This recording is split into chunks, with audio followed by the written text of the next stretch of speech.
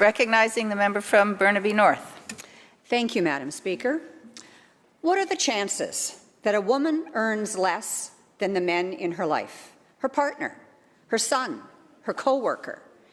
In fact, no matter where you live, where you work, or how much experience and education you bring to the job, women workers tend to earn less than men. I'm going to quote some numbers. You'll probably hear different numbers today from the responding member. It's not easy to pin down the exact size of the gender pay gap. That's why we need pay transparency. According to Stats Canada, the gender pay gap in British Columbia today is 14%. Or to put it another way, on average, for every dollar a man earns, a woman earns 86 cents. The gap is even bigger if you're racialized or have a disability. In 1997, the gap was 19%. So it's taken us a quarter of a century to reduce it by a whopping 5 cents on the dollar. Compare that to Quebec, where women earn on average 92 cents for every dollar a man makes. Maybe because they've had publicly funded childcare for a generation already. More on that later. We are doing better than women in the United States, where white women earn on average 79% of what white men earn, but only 63% if you're a black woman, 57% if you're an indigenous woman, and 54% if you're Hispanic. In Iceland, it's 12.2%. Iceland, which is considered a beacon of equality. The problem is global. Why do women tend to earn less than men? Well, the obvious answer is that women workers, or the work that we do, is considered less valuable. And yes, work does tend to be segregated along gender lines.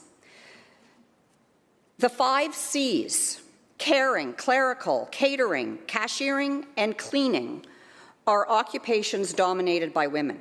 And some have drawn the conclusion that these are jobs that replicate women's work in the home.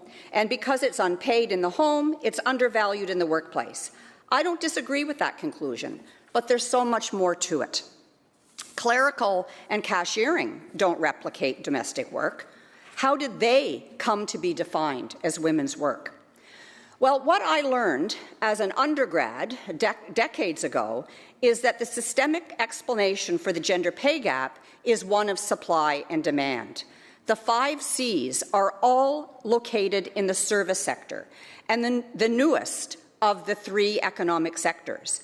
And when the service sector began to expand dramatically in the early 20th century, the male workforce was already fully engaged in the primary and manufacturing sectors.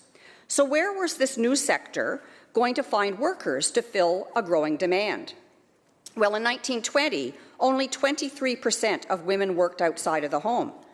And let's be clear, women have always worked. First Nations women were active in their economies before colonization, and many settler women took in boarders, preserved food to sell, and otherwise contributed to the household income. At the same time the service sector was expanding, these other sources of income were disappearing. So, and in particular, young unmarried women took jobs outside the home, and for most, it meant joining the mass migration to the cities. They joined typing pools, became telephone operators, teachers, nurses, sales clerks, all new occupations at the time. They mass-produced clothing, or cornflakes, or Wonder Bread. Women became the reserve army of labour. And as long as the vast majority of women remained outside the paid workforce, they served to depress the wages in what was quickly coming to be seen as women's work. This is the story of our mothers, our grandmothers, our great-grandmothers, but it's not the whole story.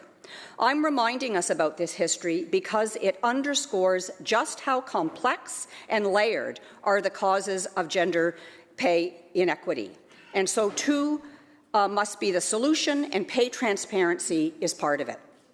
But what about women who don't even know they are paid less than their male co-workers?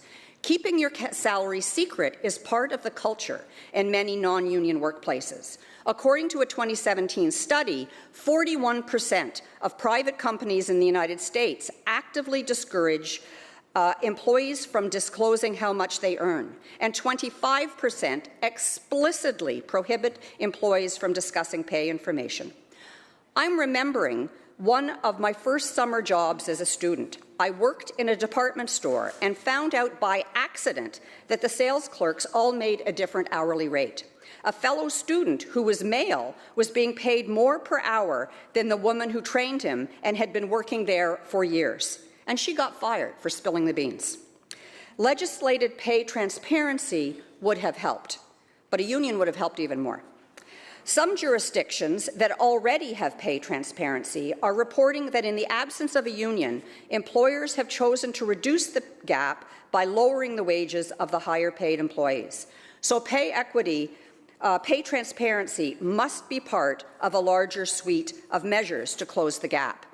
And here's some of the ones we are already initiating. The big one is affordable childcare. A recent Stats Canada study concludes that the gap is largest where childcare is most expensive. In other words, where it costs too much for women to work outside of the home full-time.